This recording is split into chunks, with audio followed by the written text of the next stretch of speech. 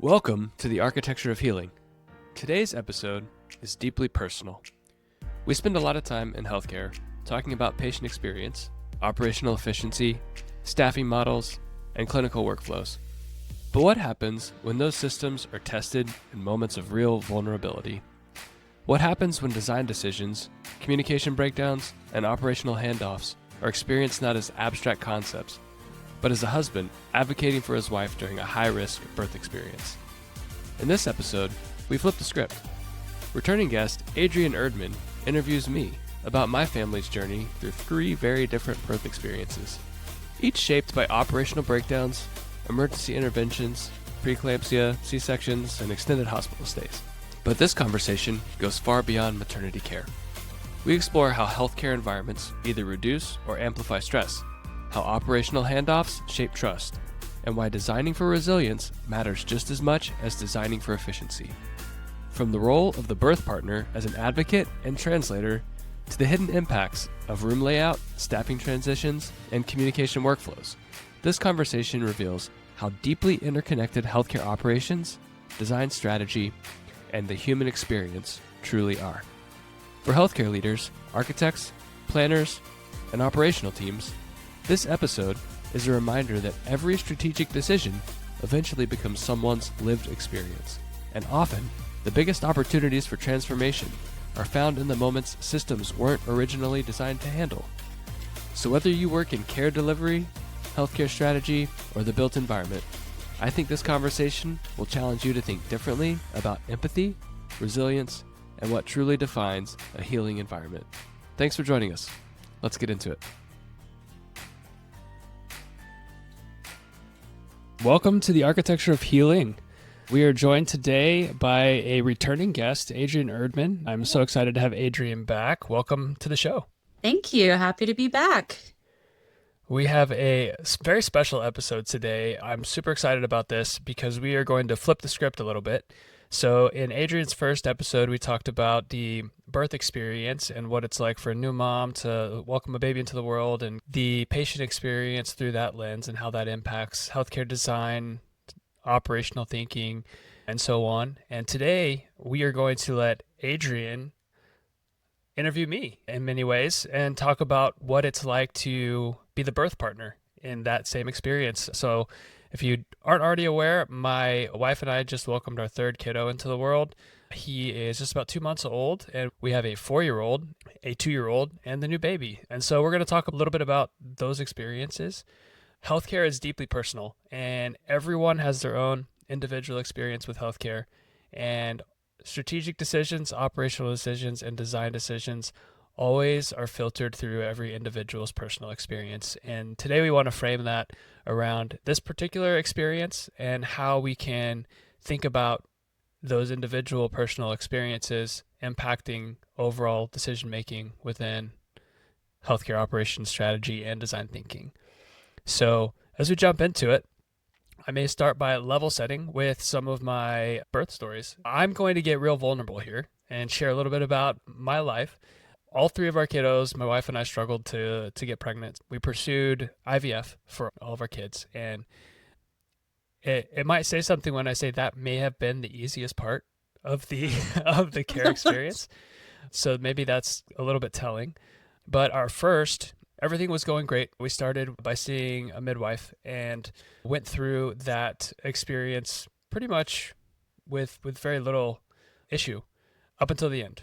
And my wife's birth plan was very simple. Have a healthy baby. Very, very simple.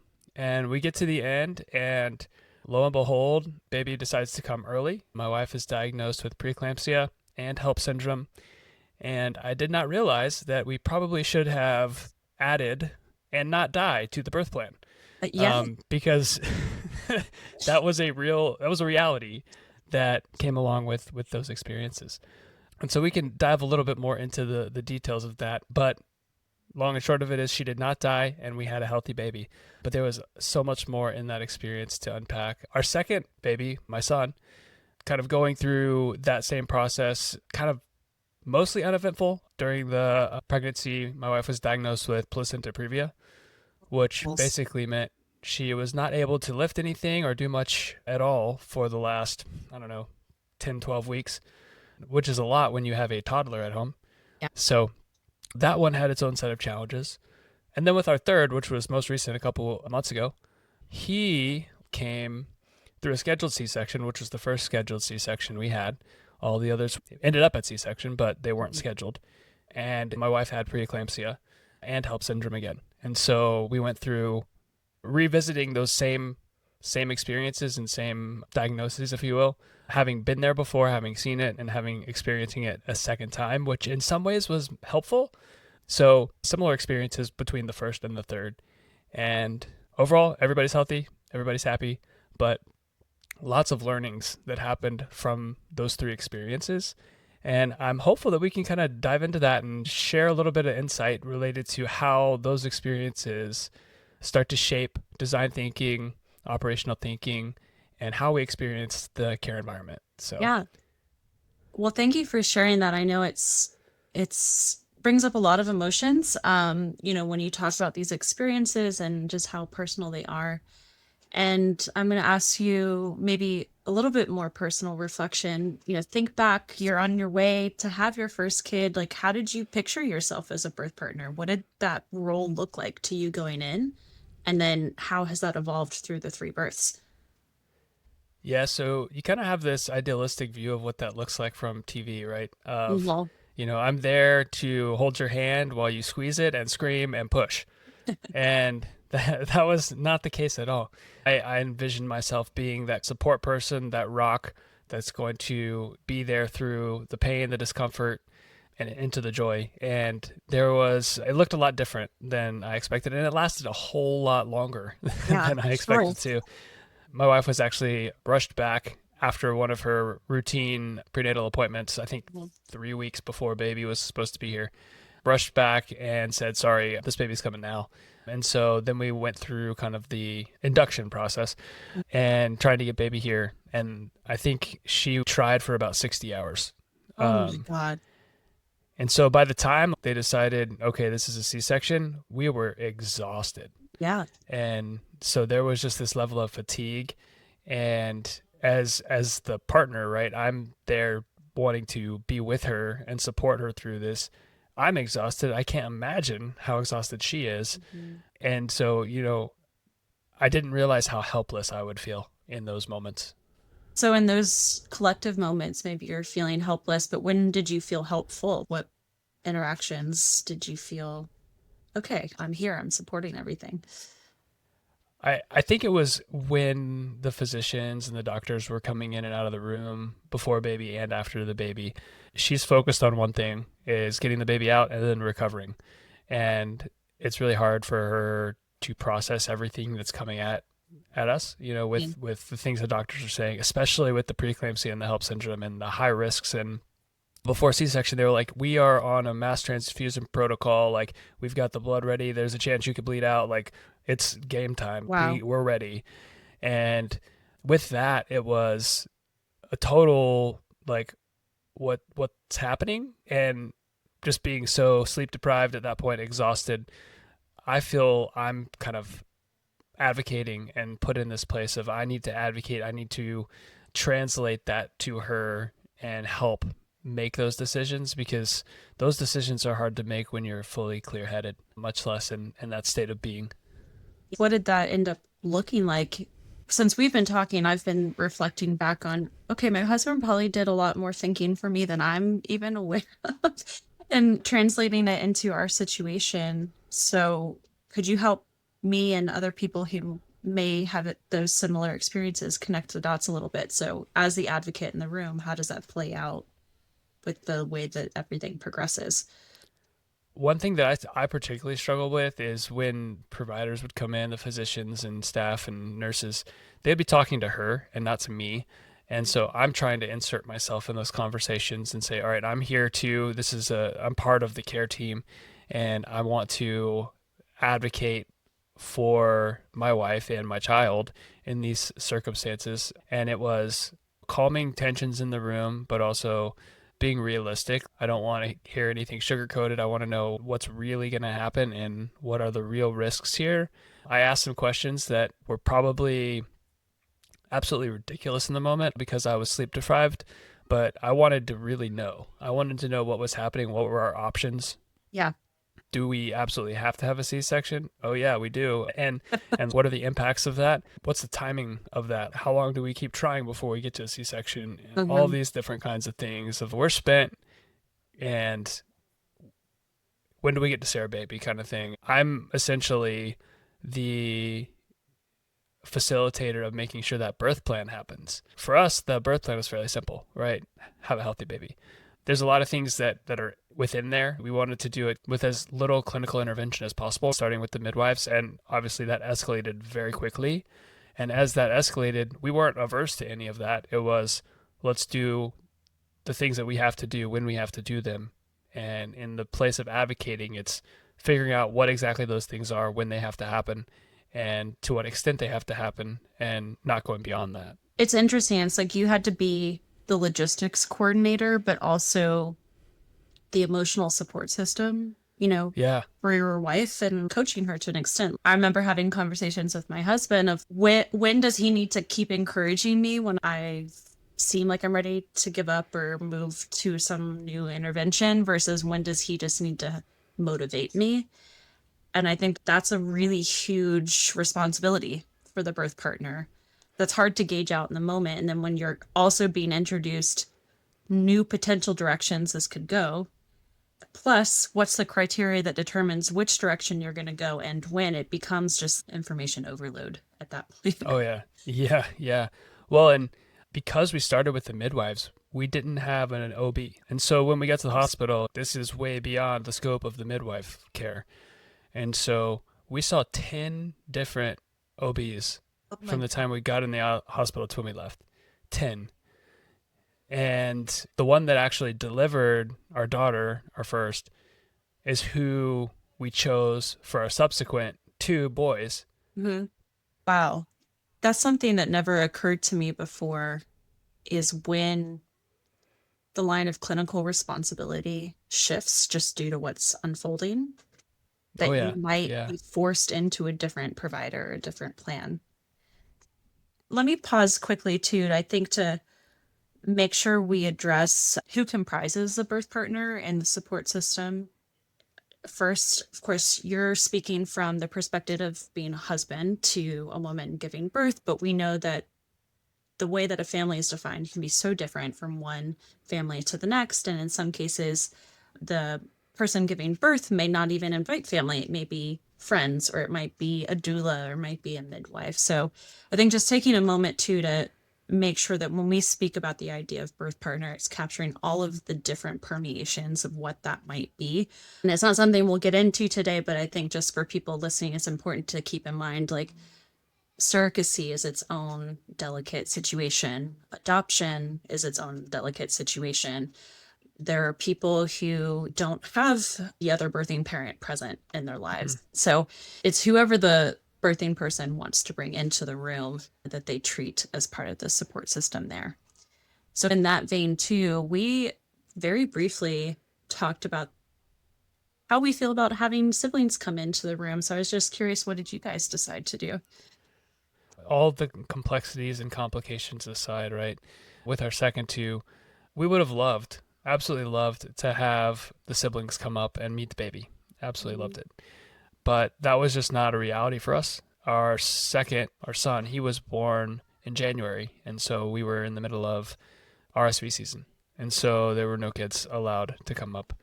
And then the exact same for our third. He was born in March, beginning of March. And so it was still shut down due to RSV. So neither of them were able to have siblings come up. And our daughter, she wouldn't have had siblings because she was the first. Great. Yeah. But she came close enough to COVID to where it wouldn't have been possible either.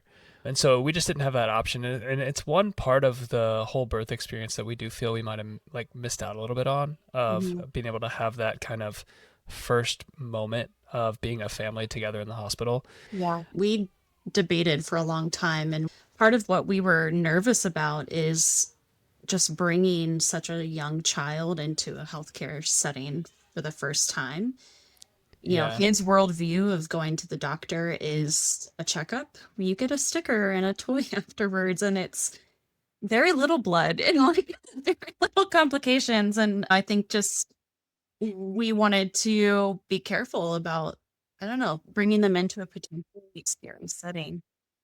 Yeah, I mean the room is definitely not designed for other family members, so to speak. Mhm. So it is very clinical and very sterile. So you would definitely have to think through, what am I teaching my kids about healthcare if they haven't already experienced it in coming into this space in this setting. A little bit of context for the patient room that we were in. Mhm. There was a dad zone, if you will. So the room was a little bit longer than a typical room, and it had a separate little nook towards the window with a desk and a refrigerator, microwave, and a little area for the dad to be, and a couch. And it was nice, and it would have probably suited bringing a family up really nicely because they had made those types of provisions in the room. It did come with some drawbacks for sure, such as me being so far away from my wife anytime I went to go sit down. Mhm. But but it's those kind of moves in the design that you think about how to engage the family and the larger care team, so to speak, beyond just the birth partner, because it is truly a support system as well. I think maybe one of the more difficult things for my wife was with our most recent, our third, we were in the hospital for 5, 6 days, and just being away from the other two kids for that long Yeah. and going through something so traumatic and intense and not having seen them was hard. Yeah, it's interesting to look back on kind of those moments that carry so much emotional weight and how it starts getting you thinking about other parts of your family and how is this going to integrate back into your life. Yeah. And hearing you say that out loud, it occurred to me that 5 or 6 days isn't really enough time to process information before you have to go back home and deal with all three kids at the same time. Yeah. Maybe taking a step back for a moment, you're in the labor situation, and you mentioned that the first and the third births were quite similar in how some unexpected things happened. And then the first and two, you went in trying to go for a vaginal delivery, and then it became a C-section. And there was something very poignant you had told me about when they actually took your wife back to get the C-section. Can you talk me through what exactly that looked like and then how you felt having her go back and waiting? Yes. For me and the hospital we were at the time, they said, all right, we've progressed. We need to take you for a C-section for our first and second. It was similar but different. And so the first one, it was like urgent stat. We are speeding off as fast as we humanly can get you there. Prepped, ready to go. Baby's out in, I don't know, 5 minutes. It was so fast. But during the time where they took her back, she was presenting with signs of distress. And so they took her back to the OR, and I'm in the room. And it was like, here's your bunny suit, here's your hat, your mask, all those things, gown up. And so I'm just standing there waiting. She wasn't great when you took her back, and I'm just sitting here. And they're like, we'll come and get you. And there's no bed in the room. It feels like a ghost town because there's nothing in the room. You kind of get a different perspective. You always see a patient room with a bed in it. And when you see it without a bed, you're like, this looks so different and weird and kind of creepy. And so the bed was gone. And so I'm just in there in a chair waiting for them to come and get me, not knowing what's going on because it was just this urgent thing. And so then when my second came, I had this vision of the speed at which it happened. But that's not always the case because that was urgent. And so when my second came, it was, here you go, here's the bunny suit, all the things. We're gonna go take her back to get her prepped. And I've been there for like 30 minutes just waiting. This feels like forever because the last one it was like 5. Did they tell you how long Um, it might take? they did. They were like maybe like 20 minutes or so. Okay, but 30. And Yeah. when you're sitting there by yourself with nothing going on, and like they're prepping your wife for surgery, like what do I do? Where do I put my hands? I'm just nervous, and like that nervous energy makes that 30 minutes feel like 3 hours. Yeah. Um, and so it felt so long, and then the same with the third. So I don't think I mentioned this before. It was scheduled, but because of the preeclampsia and help, they took her early. So we were ended up a week before we actually were supposed to. And my wife has severe allergies to every single thing that has adhesive in it and Wow. chlorhexidine and all of the cleaning agents. And so we couldn't use any of the normal cleaning agents to prep for surgery. And so it was only alcohol that they could clean with or betadine. And then all of the like surgical drapes and the instruments that they would use to kind of prevent infection were infused with chlorhexidine. So they couldn't use those. And so it truly looked like super old school surgery because it took probably 45 minutes to prep her this for a third because they were doing some unique kind of dressing prep to prevent infection without using all of those adhesives or cleaning agents. And Wow. so it took way longer. So from 5 minutes to 30 minutes to our third being like 45. And I'm sitting there by myself. It's interesting. It never occurred to me that would be a situation. And maybe represents the extreme end of a spectrum of it's such a unique corner case that they may encounter in a clinical setting. But so many questions we tend to ask as designers is like, hey, what typically happens? Or when it's an emergency, what happens? And those are the two pathways you tend to design, Yeah. but not necessarily when you have all of these adjustments to process stacking on top of each other and how maybe no one thought about that as a potential scenario. And then you're on the other side living the impact, which is it's taking longer. Your head starts to ruminate and go to places that you don't Right. want to go. Yeah, it's interesting. And I think to the And point you brought up about the room being empty is that never clicked for me either until you shared that. Just the presence of the bed and the absence of the bed and just how much that yeah. in and of itself defines the feel of the room. Yeah. And I may add, going back to the topic before on advocacy, Sure. I brought up the allergy to the cleaning agents and the adhesives. Well, advocacy for that looked very interesting because every single person that came into that room to do an IV, to put on a blood pressure cuff, it was, hey, what's in that? Before it touches her skin, what's in that?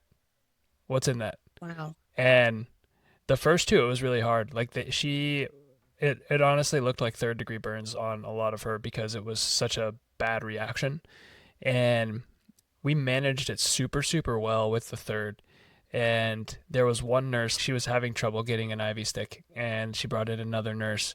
And that was the only one time that we didn't catch it. Oh, yeah, here's the other nurse. Can you help me? And she cleaned it with the wrong thing. And all of a sudden, her arms, huge red spots.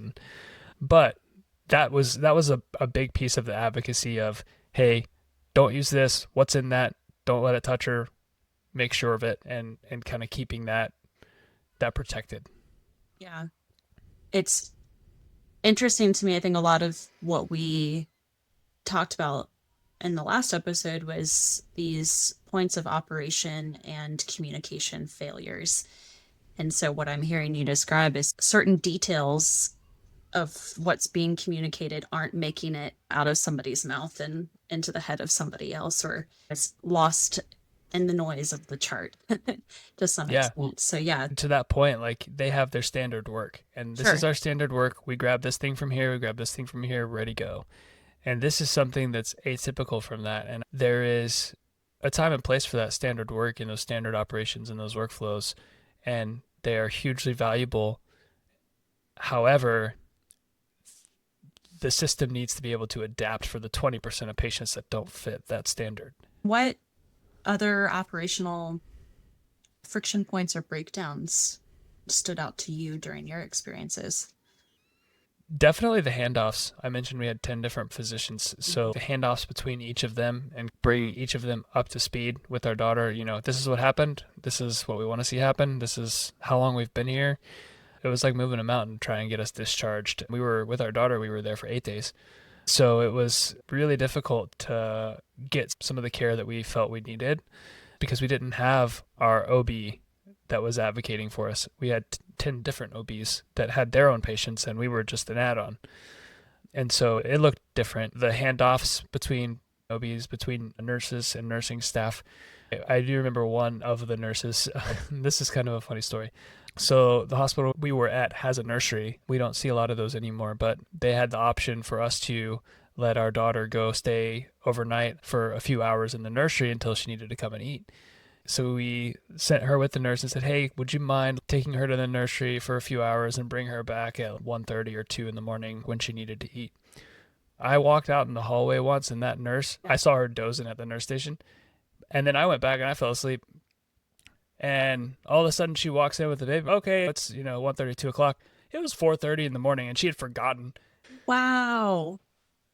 It was really comical for us. I guess it's not the end of the world, but like, you forgot about our kid. Yeah. Didn't bring her back. And sometimes once you're like, okay, as a human, I can understand that. But as a patient, I'm like, what the heck? Yeah.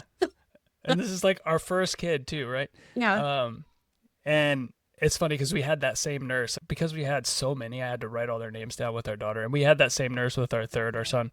And she was fantastic with her third. She was great. So Yeah. Okay. she didn't remember that first situation though. She's having a hard day. Yeah.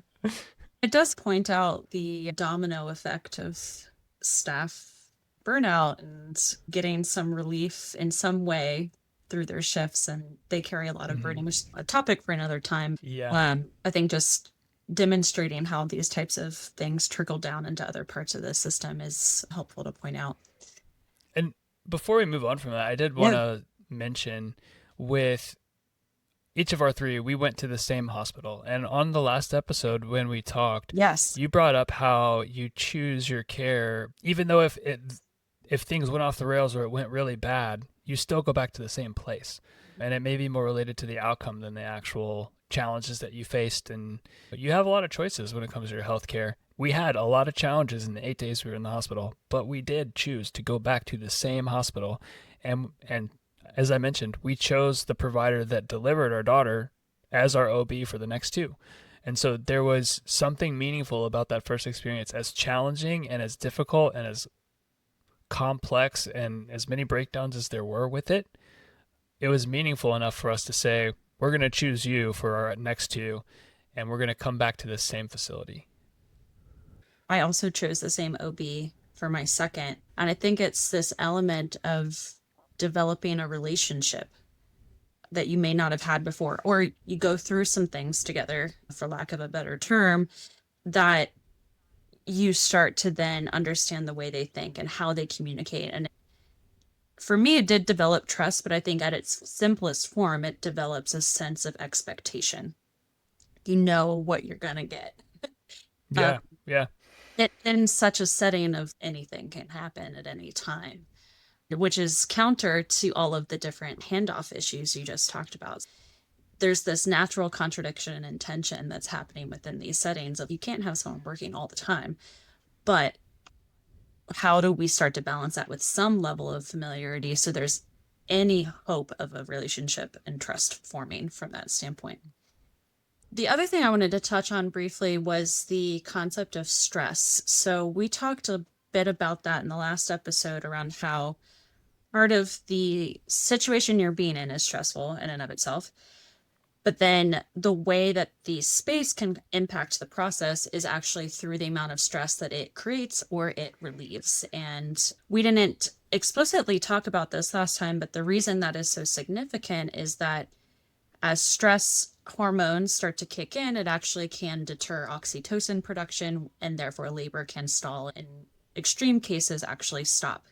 And I'm curious how stress plays out for you as a birth partner in this scenario, and then maybe how does that relate back to what your wife is feeling and her stress levels? Well, my stress certainly elevates her stress. And Yeah. so when I am put into a stress situation, it doesn't help her at all, for sure. There was a lot of stress, and I mentioned before, the biggest feeling I had was a feeling of helplessness.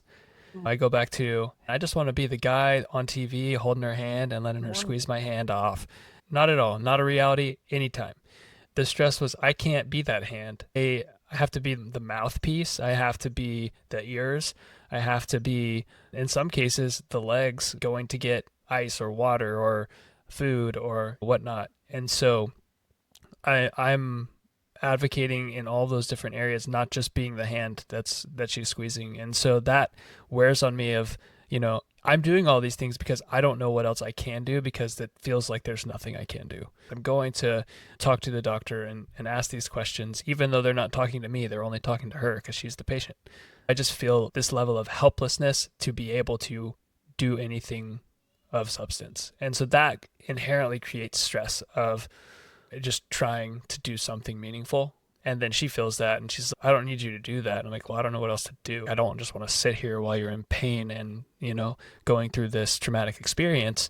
So I'm going to go do something. And this is all I got. Taking it back to human factors, we call that cognitive overload. It's too much for the system to handle. So then when you have these other unexpected moments, you lose some of your capacity to deal with it and to process it. Yeah. Reflecting back, is there anything that you think might have helped you in that moment? Anything that you wish had been different to maybe help manage some of that cognitive overload or that stress or kind of any aspects of the process? You mentioned the care team and what the birth partner looks like, and you mentioned Mhm. doulas. And we Yeah. actually talked about that a few times. And in hindsight, thinking, oh, there could be another person that could take some of that load off of me and allow me to focus on certain things and not others could have been extremely valuable. I look back, maybe we should have done that and had that extra person because with the complexities of the care that we had, that would not have been a bad thing. And then maybe second to that would be the fewer operational breakdowns that we experience, the less stressful the overall experience probably would have been. In the midst of the stress that's happening and the helplessness that I had, we just had so many operational breakdowns. And if those could have been somewhat prevented or navigated a little more smoothly, then it would have maybe allowed the experience or allowed me to focus more on the experience and the stressors that we couldn't avoid. Mhm. Yeah, so when I try to connect the dots to what can designers do, it sounds like making sure there is literal space in the room for more than one person, maybe even three people, just from the patient side, not even counting the clinical care team. Also, probably accommodating those individuals. And maybe this brings up a good topic to dig into because we touched on this last time. What were your accommodations, Yeah. sleeping wise? And were you in a labor and then a postpartum room, or was it a combined LDRP model? Yeah. We were in an LDRP, Okay. so same room the whole time. And the accommodations weren't bad. We had a 6 foot couch that flattened out to a bed. So I was able to sleep on that, which was kind of in that dad zone, so to speak. The patient recliner was a touchy topic for us. With our daughter, it was broken. And so we couldn't really use it. It was the most uncomfortable thing. My wife couldn't use it because she couldn't lean it forward and backward. And I really couldn't use it because it was just so uncomfortable. And so that was not helpful. I don't remember the patient recliner for our second, so I suppose that's a good thing. And then for our third, it just wasn't there. Like there Oh, wasn't one. interesting. And so maybe on day 3, I asked for them to find one, and they brought one in. And from day 3, 4, and 5, my wife was in it the entire time. I'm so glad I asked for it. Yeah. The recliner is so key. I would say honestly, it's used more by the birth partner before delivery and more by the mom after delivery. Yeah. Yeah. But overall, the room was good. As I mentioned, 8 days for our daughter and 5 days for our third. It wasn't really designed for someone to be in there that long. When you were saying that, what popped in my brain was actually I had so much stuff to accommodate 5 days. I had nowhere to put all of the stuff. There Yeah. just weren't enough surfaces. I don't even have memory of a patient wardrobe in my space, but even if I did, I don't know that I would have used it because I needed it close to me because I couldn't move very Mhm. well. Um, Okay, so the physical space, we talked about it being off to the side. You couldn't quite hear anything. I'm also curious, how was the interaction like between you and your wife? The fact that you have this little nook, were you able to do face-to-face interaction, or what did that dynamic look like? I ended up sitting in a guest chair for a lot of the time so that I could be close and see her. Sometimes I would sit across from her, sometimes next to her. It was lightweight and easy to move around, albeit uncomfortable. I could move to be where it was most helpful for her, which was nice. Mhm. And then when I was planning to sit for a longer period of time or rest, I would go over to the couch or make it into the bed. So that wasn't too big of an issue as far as sitting and being able to be located in different places as needed. Was there any point in your experiences where you felt like the room was getting in the way or causing challenges with being in the space? Definitely the distance. I know I mentioned this Yeah. before, but the distance of the dad zone to where she was, just being so far away and getting my attention. I had to keep my phone on me. She would text me while I'm Wow. on the other side of the room to get my attention. I would honestly set alarms sometime to wake myself up so Wow. that I could check to see if anybody was coming in or had come in while I was asleep. Because it's far and you missed a lot of things that were going on, especially at night. I know you and I joked about having a Nerf gun that she could shoot Oh me. yeah, did you do Um, it? we did not do that. We thought Oh. about it. Another thing that got in the way, it happened with our first and our third, which were the births that had Mhm. complications, but we had a plumbing issue in the room both times. Oh. So with our first, the shower didn't drain. She took a shower and there was probably 4 inches of water just standing in the bottom of the shower inside the little curb. And that was not good. No, Um, not at all. and it smelled horrible in there. It smelled so bad. And then with our third, the sink didn't drain. And so every time you went to wash your hands, you were just hoping that the last time you were in there it had drained so that you could wash your hands again. And we actually ended up calling maintenance for that one and they came and it took them, a few hours to fix it, but they did get it fixed. So Thinking, putting your designer planner hat on, like, are there any obvious misses that existed in how those were designed from the partner's perspective? I think that the design was well done. There are sacrifices that you have to make to choose other design moves, and I think they did a good job prioritizing with those rooms. What was the space outside of the room like in terms of transitioning between triage or from the parking garage? Any places you got to walk on the unit?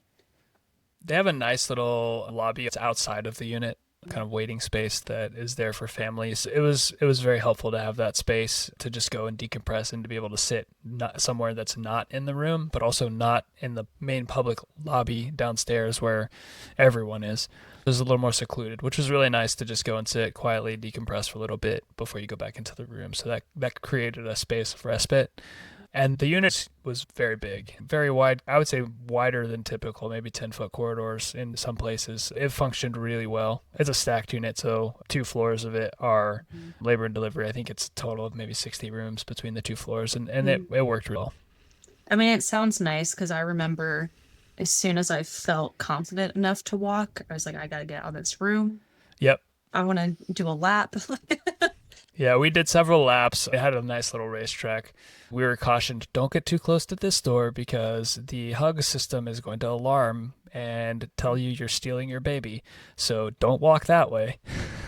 Oh, you know what? I do remember that and being a little bit terrified of getting too close. It's like Yeah. a little bit overly sensitive in that way. Yep. So the space itself didn't really seem to be problematic, maybe aside from the distance issue that you spoke about. But in reality, it was amplifying operational challenges that you were running into. And so when you look back now, how has this experience, or I guess these three experiences, changed how you think about healthcare environments? Ooh, a lot. As I mentioned at the beginning of the podcast, we all look at this through our own lenses. We look at healthcare decisions through our own personal lenses of how we have experienced healthcare. And I am much more laser focused on the integration of operations and space. And having seen how space can resolve operational challenges, but also amplify operational breakdowns. Mhm. And thinking about how to design spaces through that perspective has changed me and how I think through specific design moves. And it's really fun to think about this particular question because I mentioned we went to the same hospital for all three of our kids. Well, this hospital is building a new hospital, and I'm fortunate enough to be the architect on their new labor and delivery floor. So it's really fun to take those past experiences in this with this organization and translate that into designing their new labor and delivery floor for their newest facility. So it's a really fun through line of my Mhm. experience that's just been really exciting. That's actually a cool full circle moment, I'm sure, for you. Yeah. Um, so maybe a closing thought on this topic. What would be your advice to others, designing a new maternity ward or a healthcare system looking to do that? What approach do you think is worth taking? The first piece of advice for this and really any project or decision that you're making is think about it with empathy and think about what you're doing design wise or operationally or strategically through the lens of who is this for? And not just the direct impact, but those unintended consequences of the people that are around them. So, for example, you don't always think of a birth partner or the family members as a direct beneficiary of the space in a hospital. You're thinking about how is this impacting the patient and the outcomes and the throughput. Well, there are so many more unintended consequences beyond that initial thought process. So, I think just putting yourself in those individual shoes and having that empathetic approach to decision making really shapes and challenges some of those decisions that you make or you think you're going to make throughout the design. Yeah, it's so insightful. It makes me realize that a lot of the design is for the efficient process. It's how do we make it more efficient, not necessarily how do we make it resilient when something goes wrong in the process or when you have these corner Yeah. cases like severe allergies. So it's expanding the scenarios you designed for and then check your design against to make sure that you've thought holistically about everything. So, Yeah. Well, and to that point too, I think there still is that place for efficiency because each staff member has their own story too. And they're sure. showing up to work with who knows what's going on in their personal lives and they may be burnt out. They may have had the best day of their life and they're riding on a high. Every person that shows up in there has a different story that they're walking in from. And that efficiency does really speak to the staff member that's experiencing that space, not just the nurse, but every level of staff member to the person that's cleaning the room with EVS or stocking the supply closet. How are they impacting that? And just swapping those hats out as you think, okay, well, how's this person going to react in this space? Oh, how's this person going to react? Well, if we do this or change this workflow, how's this person going to be affected? And it's just a matter of changing those hats out as you think through the downstream impacts. I love that. All right. Our first time subjecting you to your own lightning round. Oh no, Um, here we go. so, if you could redesign or change one space, system, or other component of healthcare, what would it be? I would say healthcare reimbursement. Ooh, okay. I think that the business of healthcare is due for an overhaul, and that impacts not only hospitals but payers, insurers, providers, and how care is getting reimbursed, what care is getting reimbursed, and who are making those decisions. There's a lot to study and investigate as it relates to that and how we can improve that model at multiple levels. And a lot of people paint the payer out to be the bad guy in some cases or the government out to be the bad guy. And I think it's not this person's profiting off of the system. I think it's more this has to be solved collectively by all of these people. We can't signal out one person as corrupting the current system, but we have to bring all of these people together at a table and say, how can we do this better to have more impact, to be more meaningful, and to provide the quality of care that people deserve. I think that reimbursement model is really due for some Yeah, work. I love that, leaning into the system aspect of it with a system mindset and searching for a system redesign. Yeah. Right. What is one of your favorite healing spaces? I would have to say the outdoors, and more specifically in the mountains. Growing up, I would go to the mountains every summer, the Appalachian Mountains, and just get away. Babbling brooks, running streams in the mountains, little valleys, just kind of quieting myself, hearing nature. Something so peaceful about it and refreshing. Just can't get enough of it. What inspires you outside of work? Absolutely, my wife and my kids. My wife has been through so much, not only with the experiences we talked about today, but she's struggled with chronic pain for quite some time. And just seeing the fierceness that she tackles every day with inspires me to wake up. And if she can do it, my problems are nothing compared to the way she wakes up and tackles every day. So that is huge. And then also my kids, they bring me so much joy and they make me want to leave this world a better place for them. Love that. What is a book that has changed the way you think? First off, so many books. I have so many books. This is a really hard question. So now I'm feeling the stress that I put other people in to answer this one. But a book I read early in my career called Lynchpin by Seth Godin. I absolutely love this book. It really challenges you to be an asset and indispensable to your organization and where you are. So much so that you're integral to how they operate. And so that really helped me grow in my career. And then maybe second to that, and one that goes back much further, is How to Win Friends and Influence People by Dale Carnegie. And that book, I know Addie mentioned it a few episodes ago. It's just such a wealth of knowledge and wisdom in there. Great. And finish this sentence. The future of healthcare is? The future of healthcare is now. For so long, we've been talking about, well, this is what's coming. This is what's coming. Here's the patient room of the future, or this is what the future hospital is going to be. I think we're there. We just need to do it. We've seen the technology. We've seen all of these ideas. We need to take the risk. We need to go for it and really try out what the future is. Let's put our minds to it and make it happen, because I think if we don't, it's not going to get here. And so we have to do something now to really make an impact and bring that future here. So the future of healthcare is now. All right. I love that call to action, and appreciate everything you've done on the podcast to give us the right information, context, and encouragement to go after the now. Yeah. Well, and thank you for this fun episode of Flipping the Script. I love being on the hot seat and getting to share a little bit of my own personal experience and be vulnerable. I hope some of what I shared can feed back, Adrian, into the work that you're doing and the research that you're conducting. But then even more broadly, really speak to individualized experiences and shaping decisions and overall thought processes in the work that we do, be it design or planning or operational thinking. So thank you so much for taking the risk and sitting in my chair for a day. Yeah, thanks for trusting me with that. And then also for sharing your own vulnerability and memories and everything else. As one of your listeners, I really appreciate that you approach all these conversations so genuinely. So thank you for being interviewed today. As we close today's episode, I hope this conversation reinforces something we often forget in healthcare strategy, planning, and design. That operational decisions are never purely operational.